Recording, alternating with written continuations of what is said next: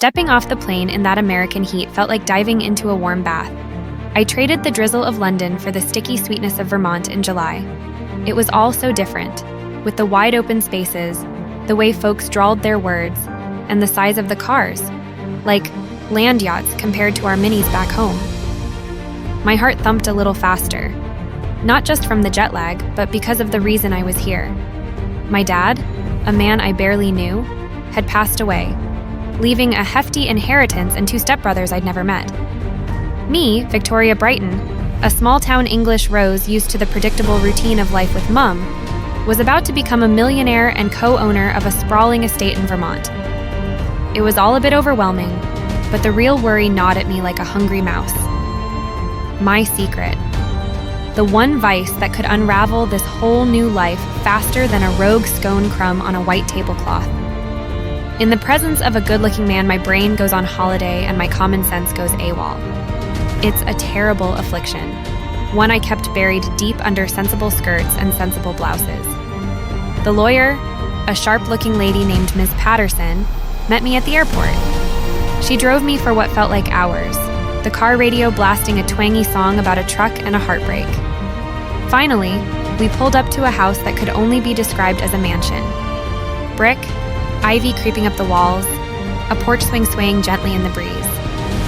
It looked like something out of a movie, and for a moment, I felt like a wide-eyed Cinderella arriving at the ball.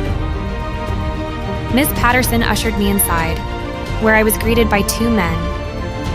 Ben, the older brother, had a kind face and a warm smile. Lucas, the younger one, had a brooding air and eyes that seemed to see right through me. Then there was him. Henry, Ben's friend, came to help out during this transition.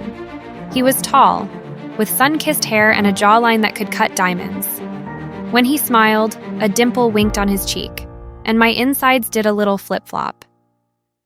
That night, after a dinner filled with awkward silences and even more awkward attempts at small talk, I lay in my massive 4-poster bed, exhaustion warring with a different kind of restlessness. Sleep wouldn't come. The image of Henry's smile kept replaying in my mind, an unwelcome guest at my slumber party. Finally, I gave in.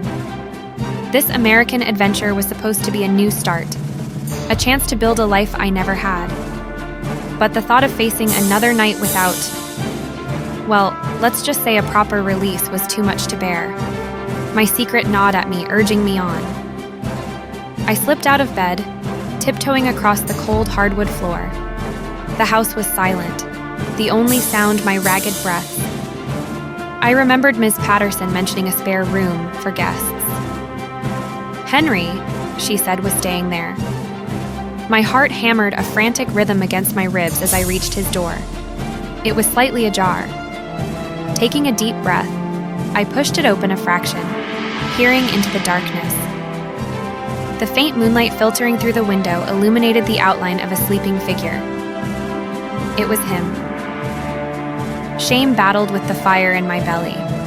This was crazy, reckless, unforgivable. But before I could retreat, a voice from inside the room stopped me. There was no turning back now. Steeling my nerves, I slipped into the room, the door clicking shut behind me with a sickening thud. Henry sat up in bed, his eyes adjusting to the dimness.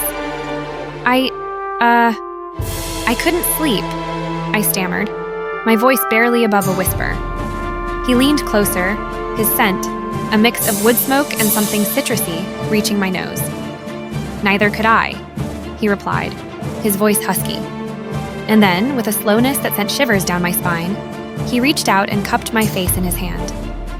His touch was warm, a stark contrast to the cool night air.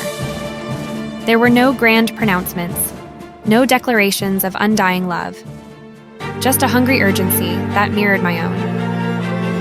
His lips met mine in a kiss that was both desperate and tender. His hand moved down my back, sending a jolt of electricity through me. The next few moments were a blur of fumbling clothes, hushed moans, and a symphony of tangled limbs under the pale moonlight. He was strong and surprisingly gentle, his touch sending shivers down my spine and igniting a fire deep within. He knew what he was doing, his movements confident yet considerate. Compared to the fumbling encounters of my youth, this was a revelation. Shame, however, danced a cruel jig at the edges of my pleasure. With every stolen breath, every gasp, the weight of my deception grew heavier. This wasn't a new beginning. It was a reckless detour on a road already paved with good intentions. As the intensity subsided, we lay tangled together, the silence thick with unspoken thoughts. His hand stroked my hair, a soothing counterpoint to the storm in my soul. Sunlight speared through the gaps in the curtains, dragging me reluctantly from a sleep filled with the most vivid dreams. My body felt gloriously relaxed, a testament to the night's activities. But as I stretched, a wave of nausea washed over me, cold and clammy. It wasn't just the post-coital fatigue. It was a sickening dread. Sitting up in bed, I scanned the room, my heart hammering a frantic tattoo against my ribs. The mahogany furniture, the floral wallpaper, it wasn't Henry's guest room. It was Celeb's room. The realization hit me like a physical blow. I hadn't been with Henry. I'd been with Celeb, the kind, wrinkled man who looked after the house. Shame, hot and suffocating, washed over me. My exhilarating secret had morphed into a monstrous secret, one that could shatter the fragile trust I was building with my brothers. The days that followed were a blur of guilt and performance. I met lawyers, discussed investments, and learned the intricacies of running the estate. I played the part of the sophisticated heiress, all smiles and polite conversation. Yet, beneath the surface, I was a tangled mess. Celeb, bless his kind heart. He never mentioned the night. He treated me with the same gentle respect he always had. But the stolen encounter hung heavy in the air, a secret both unspoken and undeniable. The evenings were the worst.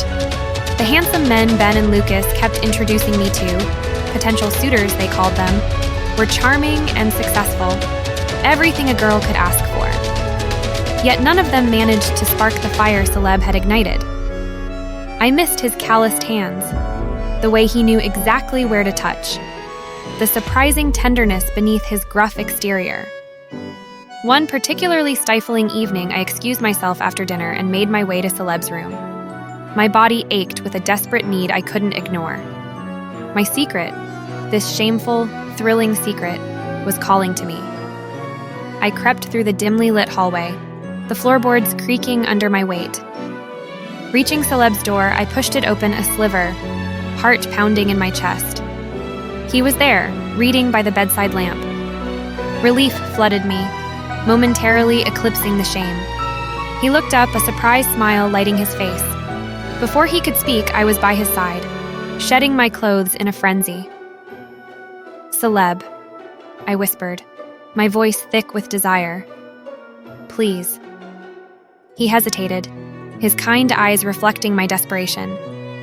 "Victoria, But I wouldn't be denied. I pulled him close, my touch insistent. This time, the encounter was different. It lacked the playful discovery of the first time.